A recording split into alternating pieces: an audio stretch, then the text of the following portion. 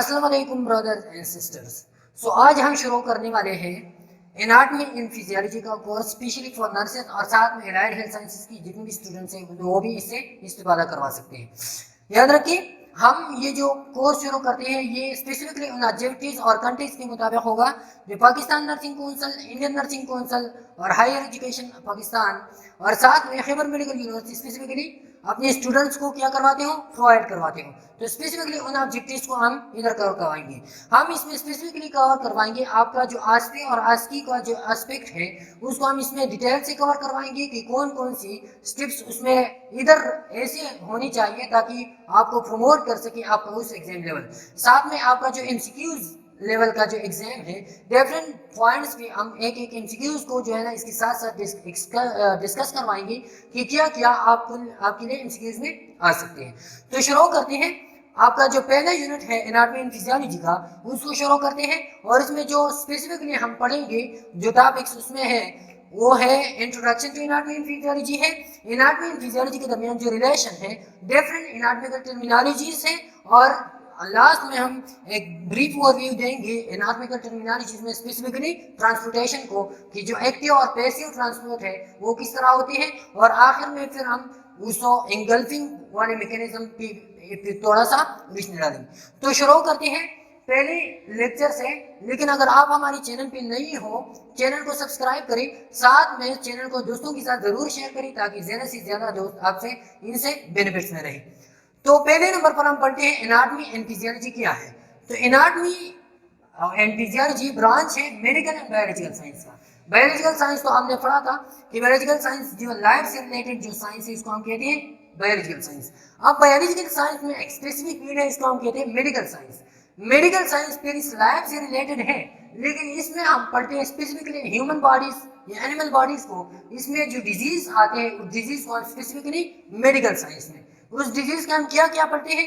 तो डिजीज के बारे में जितनी भी इंफॉर्मेशन हो उसका डायग्नोज हो गया, क्या डायग्नोज है, इसका हिस्ट्री क्या है, इसका डायग्नोज क्या है, इसके लिए कौन सी इंटरवेंशन यूज होती है इस डिजीज को खत्म करने के लिए और कौन कौन से ट्रीटमेंट कौन कौन से टेस्ट उसके लिए यूज होते हैं। तो ये सारी फिर हम क्या पढ़ते हैं मेडिकल साइंस में। तो anatomy and physiology specifically branch है किसका, मेडिकल साइंस का, कि आप मेडिकल साइंस में एनाटॉमी एंड फिजियोलॉजी को पढ़ते हो। अब क्या है एनाटॉमी एंड फिजियोलॉजी, तो याद रखिए anatomy and physiology two different terminologies है लेकिन ये एक दूसरे के साथ इतना लिंक है कि एक को दूसरे के बगैर आप नहीं पढ़ सकते। तो एनाटॉमी क्या है, ये निकला है ग्रीक वर्ड से एनाटम या डाइसेक्शन, हम इसको कह सकते हैं। एनाटॉमी का लफ्ज मीनिंग है इंग्लिश में डाइसेक्शन। आप किसी चीज को चीरना, उसको जो है ना चीरने को क्या कहते हैं, डाइसेक्ट करवाना, कट करवाना। तो डाइसेक्शन से आप उस चीज को अंदर एग्जामिन करवाते हो। इसका मतलब है कि एनाटॉमी क्या है, इंटरनली किसी चीज को एग्जामिन करना, ये क्या है, ये एनाटॉमी है। तो एनाटॉमी हम study physical structure of the body, spots and their relationship हो। तो इसमें हम एक चीज की फिजिकल स्ट्रक्चर को पढ़ते हैं। एक मार्कर है, ये मार्कर किस तरह बना हुआ है, रेड कलर का है, ये कौन कौन सी मटेरियल से बना हुआ है, इसके अंदर कौन कौन सी मटेरियल्स है।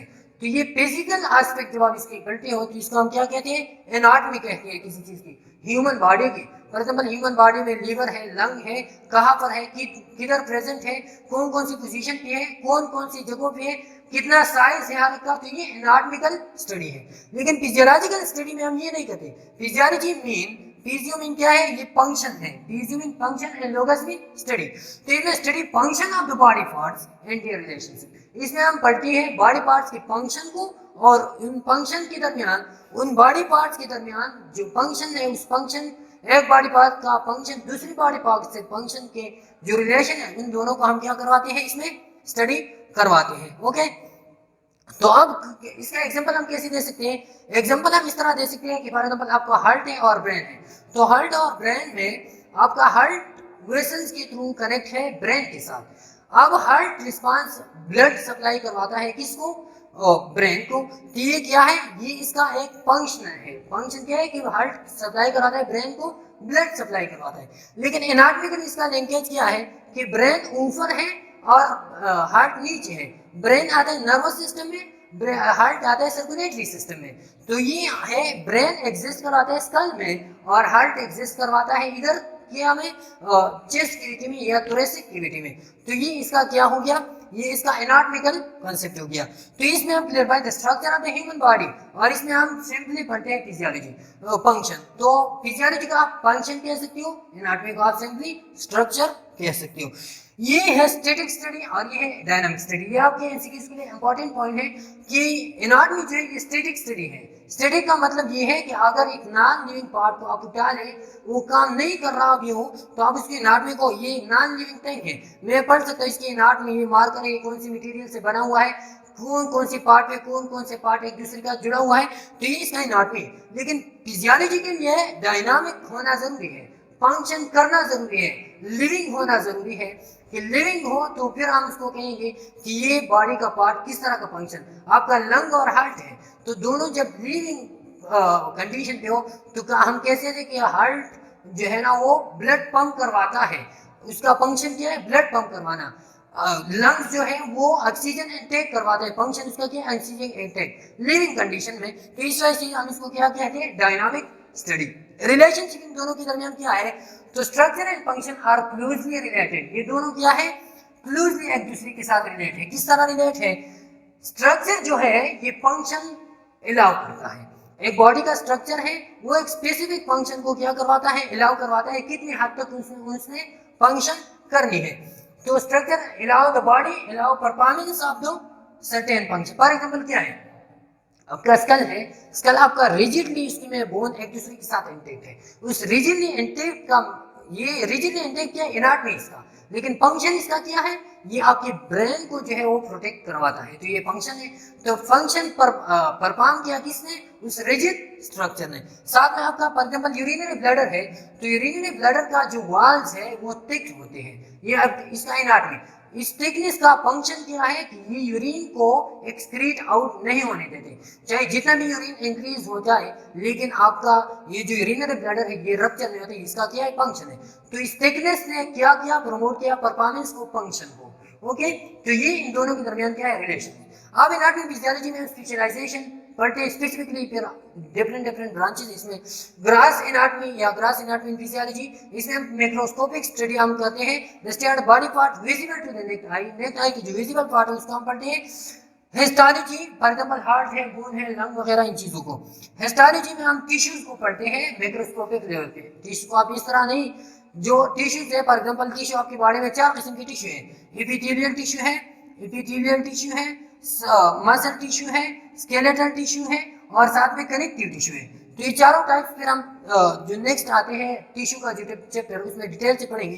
ये सिर्फ नाम याद करें, तो इस टिश्यूज को हम माइक्रोस्कोपिक लेवल पे क्या करते हैं, पढ़ते हैं। साइटोलॉजी में हम सेल्स को माइक्रोस्कोपिक लेवल पे पढ़ते हैं।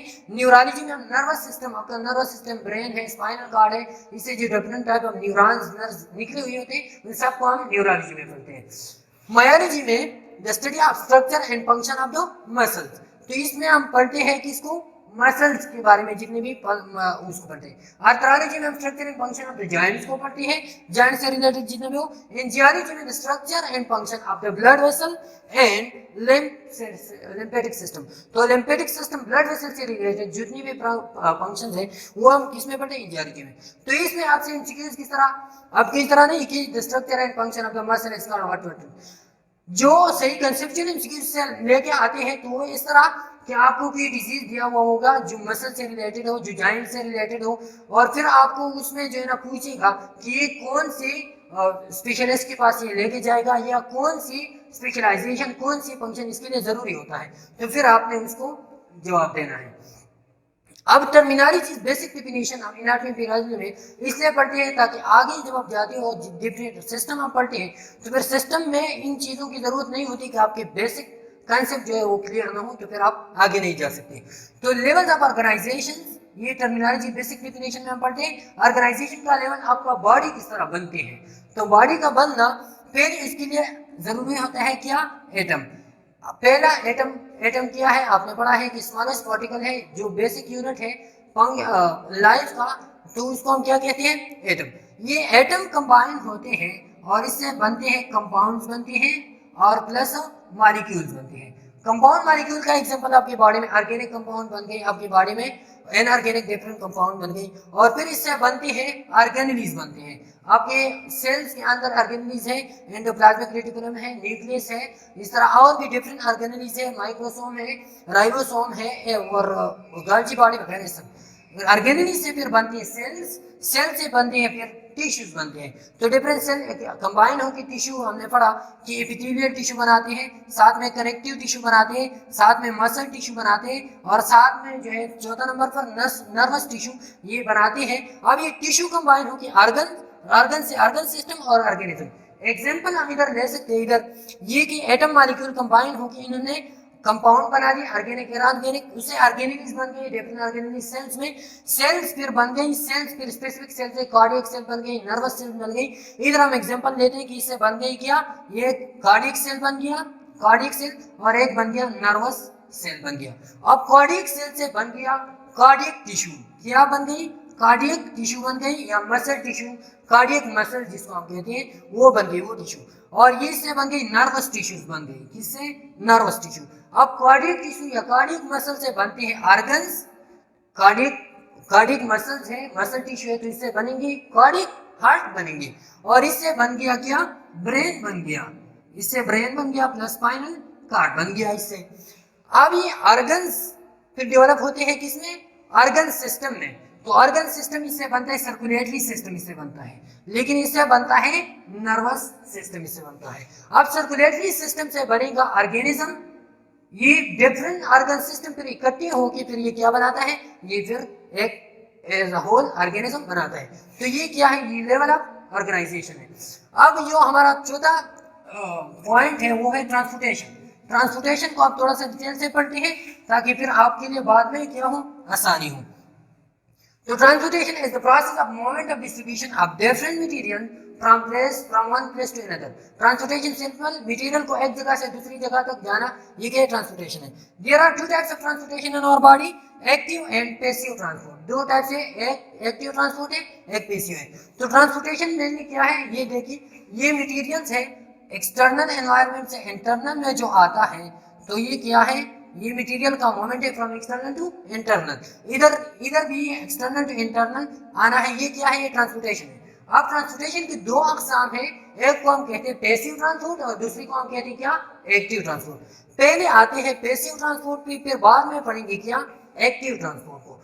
तो वैसे higher concentration gradient region to the lower concentration gradient region transport की ही, the higher concentration lower concentration transport की, तो इसको हम क्या कहते हैं, इसको हम कहते हैं फिर पैसिव ट्रांसपोर्ट, क्योंकि इसके लिए कोई एफर्ट्स नहीं चाहिए होती है, कोई एनर्जी वगैरह नहीं चाहिए होती, इसके लिए ये बाई डायरेक्शनल है। क्या है ये, बाई डायरेक्शनल, मतलब टू डायरेक्शन भी होते हैं, बैकवर्ड भी होते हैं और फ्रंटल भी। जैसा कि इधर देखिए, ये देखिए, ये है, ये पैसिव ट्रांसपोर्ट है, तो ये कंसंट्रेशन पे डिपेंड करवाता है। बाई डायरेक्शनल का मतलब ये कंसंट्रेशन पे, इधर कंसंट्रेशन ज्यादा है, अंदर आ गया, लेकिन अंदर कंसंट्रेशन अगर ज्यादा हो गया तो ये वापस जा रहा है, तो इस वजह से हम इसको कहते हैं क्या, बाई डायरेक्शनल। पैसिव ट्रांसपोर्ट हमेशा क्या होगा, ये बाई डायरेक्शनल होगा। ओके, मे और may not require transport proteins. तो ट्रांसपोर्ट प्रोटीन इसके लिए चाहिए भी और नहीं भी चाहिए। हम फिर पढ़ेंगे इसकी टाइप्स में कि किसके लिए चाहिए, किसके लिए नहीं चाहिए। अब ट्रांसपोर्ट प्रोटीन है क्या, तो ट्रांसपोर्ट प्रोटीन हम फिर इसको डिवाइड करते हैं इस तरह की कि ट्रांसपोर्ट प्रोटीन की टू टाइप्स है। ये ट्रांसपोर्ट प्रोटीन है, इसकी टू टाइप्स है, इसको हम कहते हैं चैनल्स, क्या, चैनल्स, और दूसरे को हम कहते हैं कैरियर्स। अब चैनल्स क्या है और कैरियर्स क्या है, तो ट्रांसपोर्ट प्रोटीन सिंपल ये प्रोटीन होते हैं, लेकिन इसकी दो टाइप से चैनल और कैरियर। इसका काम क्या होता है, ये मटेरियल को ट्रांसफर करवाते हैं मेम्ब्रेन, अक्रॉस द मेम्ब्रेन। ये ट्रांसपोर्ट प्रोटीन एक मटेरियल को लेके जाता है मेम्ब्रेन से ऊपर। तो चैनल्स और कैरियर्स की दो टाइप से। अब चैनल्स क्या है और कैरियर क्या है, तो चैनल्स को याद रखिए, चैनल्स की दो अकसाम होते हैं, एक गेटेड होते हैं और एक होते हैं नॉन गेटेड। क्या, नॉन गेटेड। और कैरियर फिर वाहिद ही कैरियर है। तो कैरियर की फिर अकसाम होते हैं, ये वाले यूनिपोर्टर्स, इम्पोर्टर्स, एंटीपोर्टर्स, फिर उसको हम पढ़ेंगे। लेकिन चैनल के बारे में जब आप पढ़ेंगे तो चैनल मटेरियल को ट्रांसफर करवाता है, लेकिन इसमें एनर्जी की जरूरत नहीं होती, ये कंसंट्रेशन पे डिपेंड करवाता है। अगर कंसंट्रेशन ज्यादा हो किस टाइप में, फॉर एग्जांपल ये वाला इधर देखिए, ये है, ये इधर ये क्या है, ये चैनल्स है।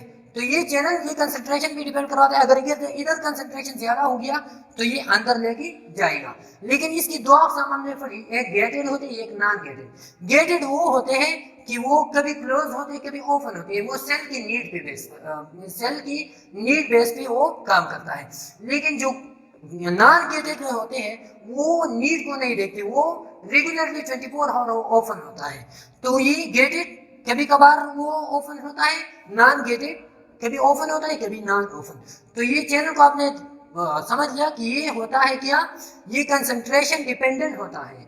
चैनल क्या होता है, कंसंट्रेशन डिपेंडेंट, मतलब ये पैसिव ट्रांसपोर्ट में यूज होगा। अब कैरियर प्रोटीन क्या है, ये कंसंट्रेशन इंडिपेंडेंट है। कैरियर मतलब ये है कि ये इधर से एक मॉलिक्यूल को पकड़ते हैं और इसको लेके अंदर जाते हैं। तो कैरियर क्या करवाते हैं, ये कंसंट्रेशन पे डिपेंड नहीं करवाता, ये बगैर कंसंट्रेशन के ये चीज को पकड़ते, चाहे कंसंट्रेशन ज्यादा हो या कम हो, ये पकड़ेगा और अंदर लेके जाएगा। तो ये क्या है, कैरियर है।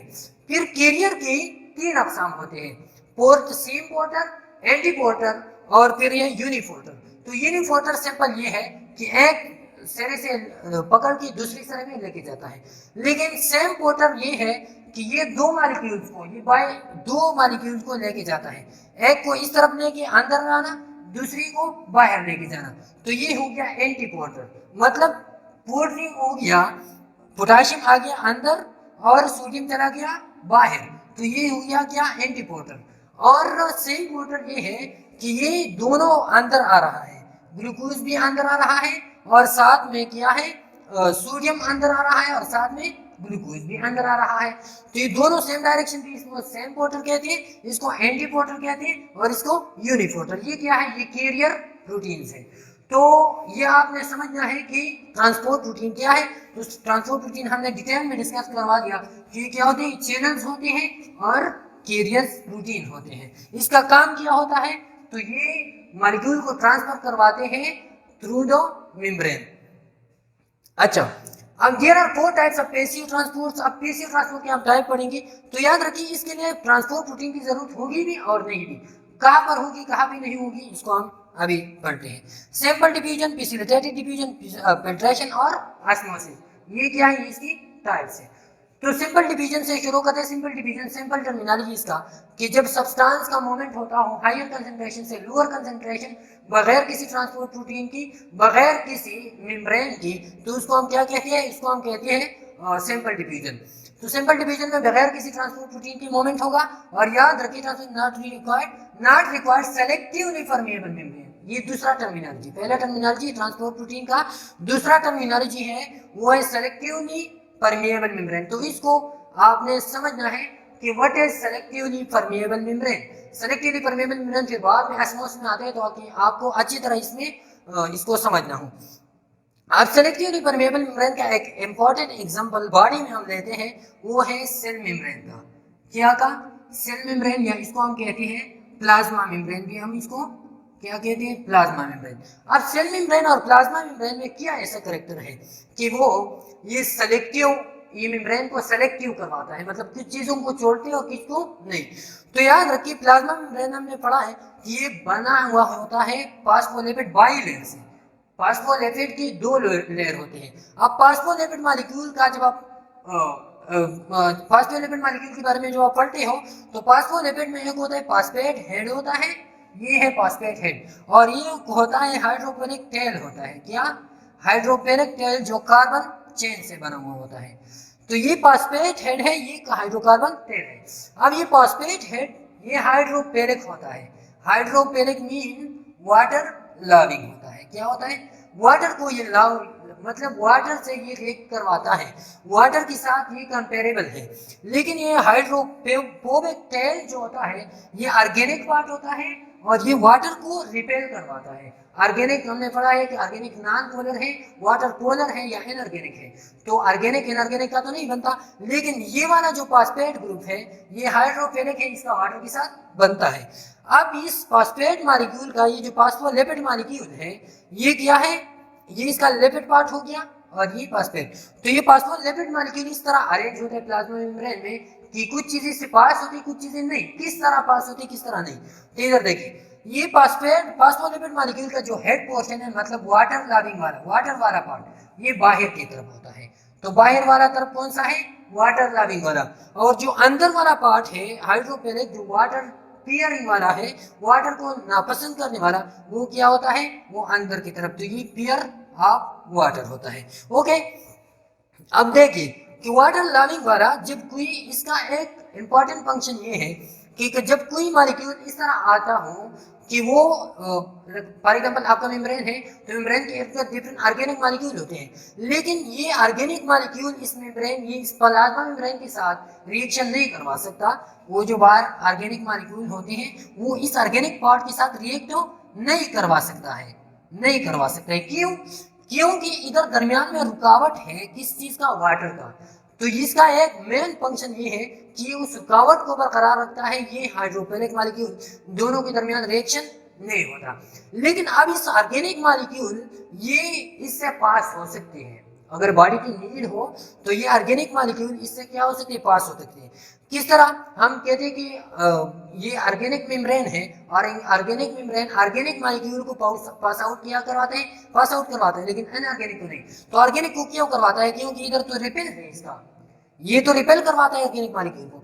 तो याद रखिए वाटर के बारे में हमने पढ़ा था कि ये यूनिवर्सल सॉल्वेंट है, ये ऑर्गेनिक मॉलिक्यूल को भी अपने साथ थोड़ा सा डिसॉल्व करवा सकते हैं, मैक्सिमम नहीं, थोड़ा सा डिसॉल्व करवाते हैं। इस थोड़ी सी डिसॉल्व की वजह से जो मॉलिक्यूल इधर वाटर के साथ अशना होते हैं, मतलब इसके साथ हो, इससे पास हो सकती है, तो इधर भी वो मॉलिक्यूल पास हो सकते हैं क्योंकि ऑर्गेनिक एरिया है, ऑर्गेनिक लविंग ऑर्गेनिक मॉलिक्यूल। तो ऑर्गेनिक मॉलिक्यूल दोनों बैरियर को इजीली क्रॉस करवा सकता है। लेकिन जो इनऑर्गेनिक मॉलिक्यूल या जो पोलर मॉलिक्यूल जब इधर आता है तो पहले तो वाटर तो उसको अलाउ करवाते हैं, क्योंकि इनऑर्गेनिक मॉलिक्यूल, वाटर भी इनऑर्गेनिक है, वो मॉलिक्यूल भी इनऑर्गेनिक है, तो वाटर इनऑर्गेनिक को अलाउ करवाता है, क्या करवाता है, इनऑर्गेनिक को। लेकिन इधर ऑर्गेनिक पार्ट उसको अलाउ नहीं करता। ये जो ऑर्गेनिक पार्ट है इधर, ये लिपिड वाला पार्ट है इधर, ये उस ऑर्गेनिक मॉलिक्यूल को अलाउ नहीं करवाता। इस वजह से हम कहते हैं कि ऑर्गेनिक मॉलिक्यूल पास होते हैं मेम्ब्रेन से, इनऑर्गेनिक पास नहीं होते। इस वजह से ये मेम्ब्रेन क्या है, ये सेलेक्टिवली परमिएबल मेम्ब्रेन है। हो गया? तो सेलेक्टिवली परमिएबल मेम्ब्रेन के बारे में आपने कंसेप्ट गेन करना होगा। अब ये एक सेलेक्टिवली परमिएबल मेम्ब्रेन, इधर इसका नेसेसिटी नहीं है, डिफ्यूजन में सेलेक्टिवली परमिएबल मेम्ब्रेन यूज नहीं होता। अब अगर इन सॉलिड लिक्विड गैसेस, ये किस में होते हैं, सॉलिड में भी हो सकते हैं, लिक्विड में भी हो सकते हैं, गैसेस में भी हो सकते हैं, both solute and solvent move. और इसमें ये कैरेक्टर है कि सॉल्यूट भी मूव करवाता है और सॉल्वेंट भी मूव करवा सकता है। Non polar molecule for example ज्यादातर इस सिंपल डिफ्यूजन से ज्यादातर इस्तेफादा कौन मॉलिक्यूल करवा सकते हैं, नॉन पोलर जो होते हैं CO2 है फॉर एग्जांपल और O2 है, वो इससे डिफ्यूज करवा सकते हैं। अब दूसरा टाइप है जो मॉलिक्यूल सिंपल डिफ्यूजन के थ्रू नहीं चल सकती, तो उसके लिए दूसरा मैकेनिज्म है पैसिव ट्रांसपोर्ट में, वो फैसिलिटेटेड डिफ्यूजन। तो फैसिलिटेटेड डिफ्यूजन वही की वही सिंपल डिफ्यूजन है, लेकिन इसमें ये कैरेक्टर है कि हायर कंसंट्रेशन से लोअर की तरफ जाएगा, लेकिन through transport membranes, transport proteins. Transport protein के लिए हमने पढ़ा कि चैनल्स हैं और कैरियर्स हैं। तो यहाँ पर इसके लिए क्या होगी, इसके लिए चैनल्स रिक्वायर्ड होगी, क्या होगी, और चैनल्स के थ्रू ये क्या करवाएगी, ये अपनी मॉलिक्यूल को मेम्ब्रेन के पार लेके जा सकता है। इसको हम transport protein, large and insoluble molecule इसके थ्रू। तो जो स्मॉल और सॉल्युबल मॉलिक्यूल होती थी वो तो डिफ्यूजन के थ्रू चली गई, लेकिन जो लार्ज इनसॉल्युबल मॉलिक्यूल है वो पोलर मॉलिक्यूल, वो पैसिव ट्रांसपोर्ट के थ्रू जाएगा। ये सेलेक्टिव प्रोसेस है क्योंकि पैसिव ट्रांसपोर्ट में क्या होते हैं, इंटीग्रल प्रोटीन या ट्रांसपोर्ट प्रोटीन होते हैं। ट्रांसपोर्ट प्रोटीन के बारे में हमने चैनल्स का बारे पढ़ा था, चैनल गेटेड नॉन गेटेड होते हैं, वो कुछ चीज़ों को अलाउ करते हैं, कुछ चीज़ों को नहीं। इस वजह से हम फैसिलिटेटेड डिफ्यूजन को क्या कहते हैं, सेलेक्टिव प्रोसेस कहते हैं। Glucose and amino acid transport, gas transport and ion जैसा कि sodium chlorine transport are some of the example of facilitated diffusion. तो इसके थ्रू कौन कौन से ट्रांसपोर्ट हो सकते हैं, इसके थ्रू हो सकते हैं ग्लूकोज का ट्रांसपोर्ट हो सकते हैं, एसिड का ट्रांसपोर्ट होता है, गैस ट्रांसपोर्ट हो सकते हैं, इसके साथ ion transport, different type of ये एग्जांपल है। और ये मेम्ब्रेन के आर पार होते हैं। ये फैसिलिटेटेड डिफ्यूजन है, देख सकते हैं आप, ये चैनल के थ्रू है और ये कैरियर प्रोटीन के थ्रू है। यहाँ पर ये जो है ये सिंपल डिफ्यूजन है, इसके लिए कोई चैनल वगैरह उसका जरूरत नहीं होता, ये खुद ब खुद डिफ्यूजन इसमें होते हैं। सिंपल डिफ्यूजन का एक बेस्ट एग्जांपल आप ले सकते हो, आपके लंग्स में जो ऑक्सीजन और कार्बन डाइऑक्साइड का इनटेक और आउटपुट होता है, ये सिंपल डिफ्यूजन के थ्रू होता है। और ट्रांसपोर्ट ये फैसिलिटेटेड डिफ्यूजन का फिर जब आपके नर्व सिस्टम में या डिफरेंट सिस्टम में सोडियम पोटाशियम का जो इनटेक आउटपुट है या सोडियम क्लोराइड का वगैरह, ये चीज़ें फिर ग्लूकोज का, ये चीज़ें फिर क्या है फैसिलिटेटेड डिफ्यूजन में आते हैं। जैसा कि हमने इधर ये वाला एग्जांपल पढ़ी, ये सारे किसमें आता है, ये जो इनसॉल्युबल मटेरियल है इसमें आते हैं। अब फिल्ट्रेशन एक दूसरा फिनोमेना है। Filtration is the process of separating solids from liquid and gases. आप सॉलिड को आप लिक्विड और गैसेस से सेपरेट करवाते हो तो इसको हम फिल्ट्रेशन, आप किसी चीज को फिल्टर करवाते हो। फिल्टर का मतलब ये कि सॉलिड को आप सेपरेट करवा दे किससे, लिक्विड और गैसेस से। The selective absorption of nutrients in the body is example of filtration. Filtration का एग्जांपल क्या है, सेलेक्टिव एब्जॉर्प्शन ऑफ न्यूट्रिएंट्स है बॉडी में। फॉर एग्जांपल किडनी में, kidney example of biological filter है। आपकी किडनी में क्या होता है, डिफरेंट टाइप्स ऑफ मॉलिक्यूल उधर लेके जाते हैं, लेकिन फिर वो जो प्रोसेस हमने पढ़ा कि वुमेन्स कैप्सूल में प्रेशर फिल्ट्रेशन होता है, जो nephron part of the kidney होता है, और उस प्रेशर फिल्ट्रेशन से जो इंपॉर्टेंट मॉलिक्यूल है वो ब्लड में ही बच जाते हैं और बाकी क्या होते हैं वो निकल जाते हैं। तो ये क्या है, ये है आपका फिल्ट्रेशन हो गया। अच्छा, ये है ऑस्मोसिस। तो osmosis the process of osmosis water and other molecule passes through the selectively permeable membrane in order to balance the concentration of other molecule. तो ऑस्मोसिस में क्या होता है, वाटर मॉलिक्यूल पास होते हैं थ्रू सेलेक्टिवली परमिएबल मेम्ब्रेन का हमने detail ही पढ़ा उधर, उसकी प्रोसेस से ये पास होते हैं and the concentration of other substances, different substances पास होते हैं। Semi permeable membrane must required, इसके लिए सेमी परमिएबल मेम्ब्रेन रिक्वायर्ड होते हैं। Only solvent molecule can move, इसमें सिर्फ सॉल्वेंट मॉलिक्यूल मूव होते हैं। अगर ओनली इन लिक्विड मीडियम, याद रखिए ये सिर्फ लिक्विड मीडियम में और सिर्फ सॉल्वेंट मॉलिक्यूल, दूसरी मॉलिक्यूल इससे पास नहीं होती। Intake of water from small intestine, swelling of the red blood cell, red blood cell swell up हो गया क्योंकि वाटर इनटेक अंदर हो गया। Intake of the water from small intestine से वाटर का इनटेक, ये सारे क्या है, ये है। तो ये सिंपल डिफ्यूजन है, ये मिक्सिंग हो गया इस सारे का इधर। लेकिन ये पिछले इस ऑस्मोसिस है, इधर ये सेमी परमिएबल मेम्ब्रेन है, कुछ मॉलिक्यूल इधर ट्रांसफर हुई है कुछ नहीं। तो ये क्या है, ये सॉल्वेंट ट्रांसफर हुआ है और सॉल्यूट वही की वही रह गया है। तो ये क्या है, ये ऑस्मोसिस है। अब एक्टिव पैसिव ट्रांसपोर्ट में दूसरा पार्ट है एक्टिव ट्रांसपोर्ट। तो pumping the molecule against the concentration gradient, इसको हम क्या कहते हैं, अगेंस्ट द कंसंट्रेशन ग्रेडियंट जब आप जा रहे हो तो उसको हम फिर कहते हैं इसको एक्टिव ट्रांसपोर्ट। और एक्टिव ट्रांसपोर्ट के लिए कैरियर प्रोटीन जरूरी होता है और ये यूनिडायरेक्शनल होता है। क्या होता है, यूनिडायरेक्शनल और कैरियर प्रोटीन। यूनिडायरेक्शनल किस तरह होता है और कैरियर प्रोटीन। तो यूनिडायरेक्शनल आप इधर देख सकते हो कि ये क्या है, ये यूनिडायरेक्शनल पाथवे है सिंपली। और ये कैरियर प्रोटीन, इसके लिए कैरियर प्रोटीन हमने कहा था कि जो एटीपी के थ्रू जो एनर्जी रिक्वायरमेंट के थ्रू जो है इस चीज को ट्रांसफर करवाते हो। तो इधर ये देखिए, इसमें है main type primary active transport है और secondary active transport. Primary active transport the energy directly from the breakdown of ATP. तो प्राइमरी एक्टिव ट्रांसपोर्ट में एनर्जी ड्राइव होते हैं डायरेक्टली ब्रेकडाउन ऑफ एटीपी से, लेकिन सेकेंडरी एक्टिव ट्रांसपोर्ट में directly breakdown से नहीं, बल्कि वो जो ट्रांसपोर्ट हो जाए उससे जो ग्रेडियंट बनता है, उससे जो एनर्जी हासिल होती है उससे, उसको हम सेकेंडरी एक्टिव ट्रांसपोर्ट। ये सोडियम पोटेशियम पंप में, और ये होता है, ये इसका एग्जांपल है सोडियम ग्लूकोज पंप।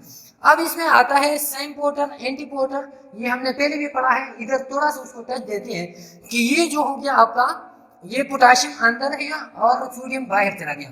तो ये देखिए, ये एक्टिव ट्रांसपोर्ट है। क्या है, ये एक्टिव ट्रांसपोर्ट है लेकिन प्राइमरी है, क्योंकि यहाँ पर एटीपी के थ्रू, एटीपी की डायरेक्ट ब्रेकडाउन के थ्रू ये हो गया। लेकिन ये वाला पार्ट देखिए तो ये सेकेंडरी है। क्यों, यहाँ पर ये सोडियम बाहर चला गया, इस सोडियम का कंसंट्रेशन इधर इंक्रीज हो गया, इस कंसंट्रेशन के थ्रू इधर एनर्जी एकमुलेट हो गई, ये एनर्जी इधर एकमुलेट हो गया। अब इस कंसंट्रेशन का जो एनर्जी है, इसकी वजह से ये सोडियम अंदर आ रहा है, तो सोडियम के साथ साथ ग्लूकोज भी अंदर आ रहा है। तो इसको हम कहते हैं कि फिर सेकेंडरी एक्टिव ट्रांसपोर्ट, फिर हम इसको कहते हैं। अब ये सेम पोर्टर एंटी पोर्टर है, और इसको हमने पढ़ा था कि ये सेम पोर्टर, ये एंटी पोर्टर हो गया क्योंकि अपोजिट डायरेक्शन में, ये सेम पोर्टर क्योंकि सेम डायरेक्शन में। अब इसमें हमने पढ़ा कि एक्टिव ट्रांसपोर्ट यूनिडायरेक्शनल होगा। तो इधर आप देखिए कि ये तो दोनों डायरेक्शन में जा रही है, लेकिन यूनिडायरेक्शनल का मतलब ये कि भैया वो कहते हो ये सिर्फ एक डायरेक्शन में, ये फ्लो कंसिस्टेंट इसी तरह ही होगा, ये वो फ्लो कंसिस्टेंटली इस तरह होगा, ये फ्लो कंसिस्टेंटली इन ही डायरेक्शन में होगा, ये है यूनि डायरेक्शनल। लेकिन डिफ्यूजन में हमने पढ़ा था कि बाई डायरेक्शनल, इसका मतलब ये कि वो कंसंट्रेशन पे डिपेंड करवाता है। अगर इधर कंसंट्रेशन ज्यादा होता था तो अंदर जाता था, अगर इधर कंसंट्रेशन ज्यादा होता तो ये बाहर जाता था। लेकिन बगैर कंसंट्रेशन के इधर ये वाला फिनोमेना जारी रहेगा, जहाँ कंसंट्रेशन जैसा भी हो, लेकिन ये फिनोमेना इस तरह होगा। इस वजह से हम इसको यूनि डायरेक्शनल, उसको क्या कहते हैं, बाई डायरेक्शनल। अब आता है पिगोसाइटोसिस पे। तो पिगोसाइटोसिस ये दूसरा टर्मिनोलॉजी है आपकी एनाटॉमी में इंपॉर्टेंट। द एंगल्फिंग और sharing of solid substances just like bacteria by the phagocytic cell. Body में डिफरेंट पिगोसाइटिक सेल्स होते हैं और उस पिगोसाइटिक सेल्स की वजह से डिफरेंट सब्सटेंसेस के एंगल्फमेंट होते हैं, सॉल्विंग होते हैं अंदर। उसके एग्जांपल है white blood cells engulf bacteria. White blood cells are known as professional phagocyte. आपकी बॉडी में जो व्हाइट ब्लड सेल है ये क्या है, ये प्रोफेशनल पिगोसाइट्स है। ये बैक्टीरिया को एंगल्फ करता है, दूसरी पैथोजेंस को एंगल्फ करवाता है, इस वजह से हम इसको क्या पिगोसाइट्स हो। Pinocytes uptake of the fluid and desired substances. अब जब फ्लूइड को आप अपटेक करवाते हो तो उसको हम क्या कहते हैं, phagocyte. Cells of the kidney tubules reabsorb dissolve proteins. जो किडनी ट्यूब्यूल्स है वो डिसॉल्व प्रोटीन को रीअब्सॉर्ब करवाता है, तो इस वजह से हम इसको क्या कहते हैं, पिनोसाइट कहते हैं। तो ये था आज का हमारा लेक्चर। उम्मीद है आपको पसंद आया भी होगा। अगर आपका कोई क्वेरीज क्वेश्चन वगैरह हो तो कमेंट सेक्शन में जरूर पूछें, इंशाल्लाह उसको बर वक्त तरीके से मुकम्मल तौर पर हल किया जाएगा। मजीद लेक्चर और वीडियो के लिए हमारे चैनल को सब्सक्राइब करें, बेल आइकन को दबाएं और दूसरों के साथ जरूर शेयर करें। अल्लाह हाफिज।